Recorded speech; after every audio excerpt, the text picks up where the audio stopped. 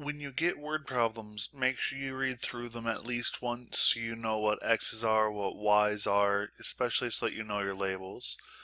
We know that we're in baseball practice. By reading this, we know Brett is the equation, Andre is the graph. We also know Y is the height in feet, and X is seconds after it was hit. So we have to remember we're using feet for Y values, seconds for X values. So we can start actually filling stuff out now. So we want maximum height, time in air, and rate of change for both Brett and Andre. So let's do Andre's first. So remember, Y values are height in feet, X values time in seconds. We always make sure we want to label our graphs. So maximum height is about here, which is looking over 75-ish. We can't get it exact because it's a graph, but we can make a pretty good estimated guess. Time in the air, so the ball comes up, it comes down. It's a little after 4 seconds, so let's just say 4.1. Again, we can't be exact because it's a graph, so we just do the best we can. So rate of change is slope. So we have two X values. We have X is 0, X is 2. We get those from our little interval. So since this is Andre and is talking about the graph, we look at the graph, find that first point. And that looks like it should be 0, 0. At 2, okay, that's up here, that's our maximum height. So we're saying that's 275. Rate of change is essentially slope. So y2 divided by y1 over x2 minus x1. So we have x1, y1, x2, y2. So we're just going to plug those in. 75 minus 0 over 2 minus 0 is 75 divided by 2. 75 minus 0, 2 minus 0, which gives us 37.5, and our label for this is going to be feet per second. So 37.5 feet per second. I'm trying to squeeze it all in there. So that's for Andre. So let's talk about Brett now.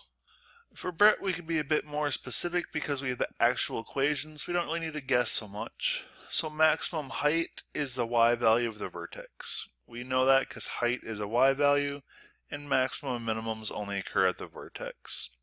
So for Brett, we have A is negative 16, B is 79, and C is 6. So for our x value of the vertex, which we have to find in order to find the y value, it's opposite of b over 2a. So we're going to plug that in. So opposite of 79 over 2 times negative 16, negative 79 over negative 32. And for that, we'd put it in the calculator and get a pretty good guess, because it's going to give us a decimal. So our x value, we're just going to round it to about 2.5 seconds. On the calculator, you get 2.46875, but we're just going to round it, and that's fine. Once we get that, we're going to take it. Since we want a y value, we're going to plug it in. So y equals negative 16, 2.5 squared. So anywhere I see a t in my original, I'm going to plug that in with this value, because x is seconds. So with that, put it in the calculator all at once, put in the parentheses, the squares, don't change anything, put it in exact. And once we do that, we get about 103.5. Since this is a y value, it's our height, so our label is feet. So 103.5 feet. Sometimes ask for an equality sign. If we want an equality sign, we'd put a greater than, because Brett was greater max height than Andre.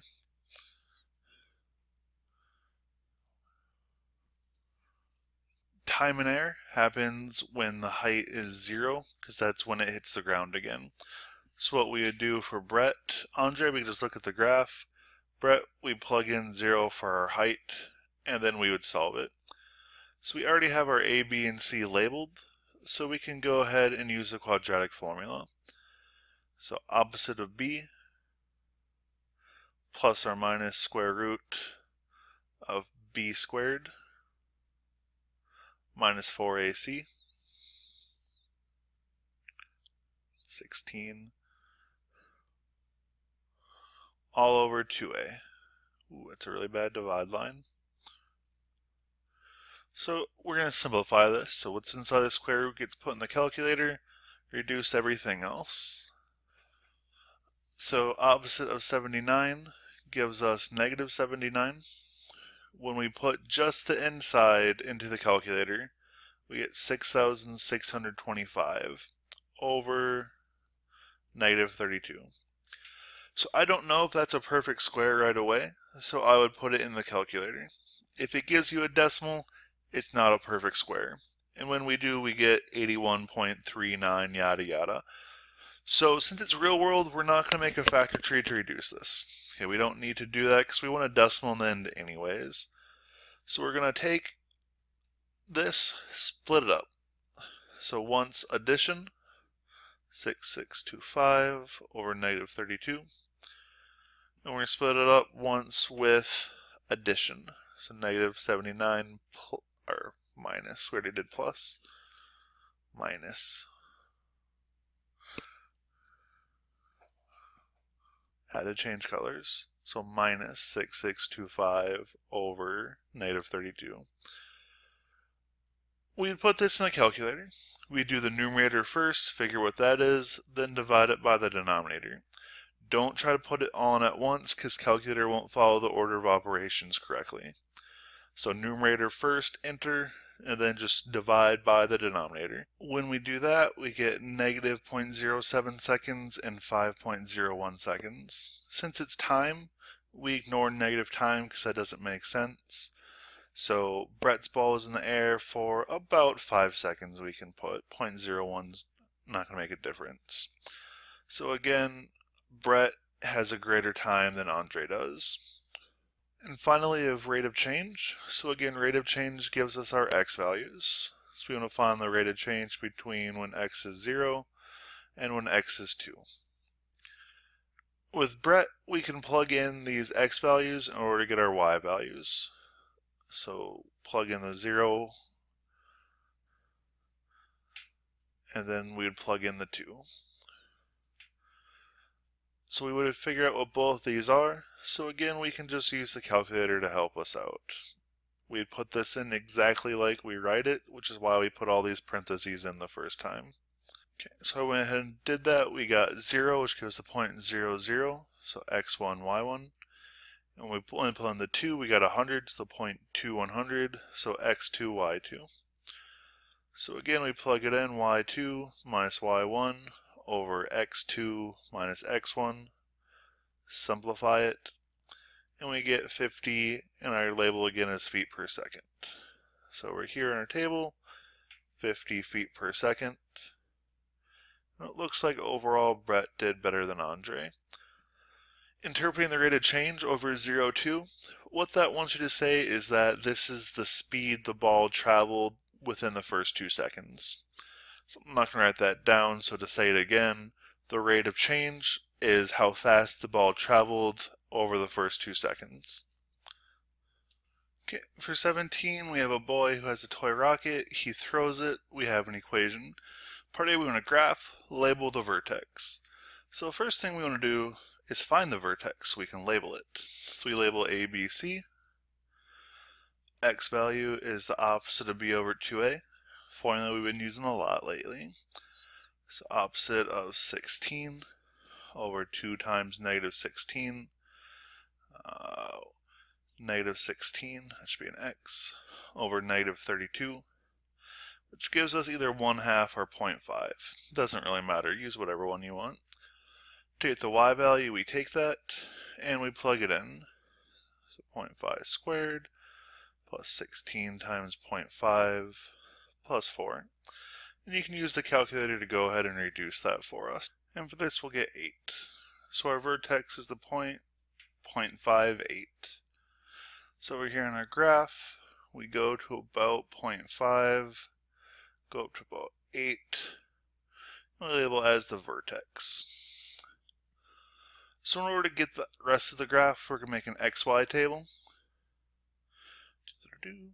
0.58 is going to be in the middle. We're going to pick 2 points below, 2 points above. You can take each x, plug it into the equation to get each y, or you can just put the equation into the calculator and get all the y's from the table. That's what I'm going to do. So I'm going to go to y equals, put in the equation, second table, figure out my y values.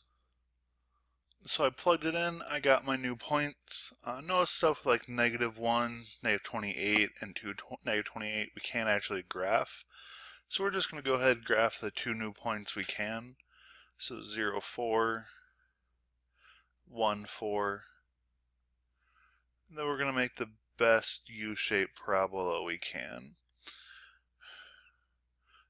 Not to be perfect, but pretty good. We have our vertex labeled, we have our graph. Kind of looks like our U-shape, so we're good. For part B, we want to know when is the rocket at a height of 10 feet. So we have our height. We're going to plug that in. So 10 feet equals -16. I'm just going to use x. It's a bit easier to write, but it's a t. In order to solve this, it has to equal 0. In order to equal 0, we're going to subtract 10 from both sides. So we get 0 equals -16x squared plus 16x minus 6. We need to solve this, so quadratic formula is a good one to go to. A is -16, B is 16, C is -6. I'm going to pause this and go ahead and plug it in.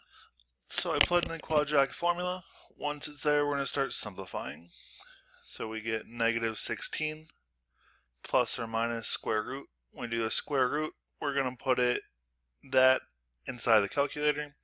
We get out 640 over -32.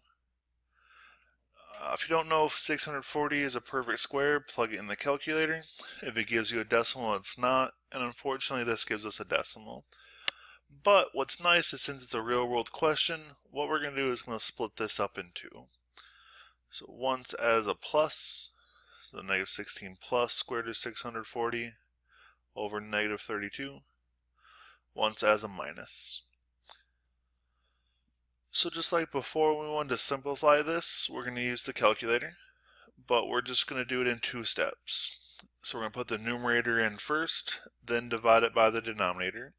If you try to do it all at the same time, it's not going to work properly because calculator does not follow the correct order of operations that we want it to for this. So I put it in the calculator. It says round to the nearest hundredth. Hundredth is 2 decimals, so I made sure that I rounded to the nearest hundredth. So I get -0.29, 1.29 seconds. Again, we can't have a negative time. That does not make sense. So our answer for this, at what moments is the rocket at a height of 10 feet? The rocket is at a height of 10 feet.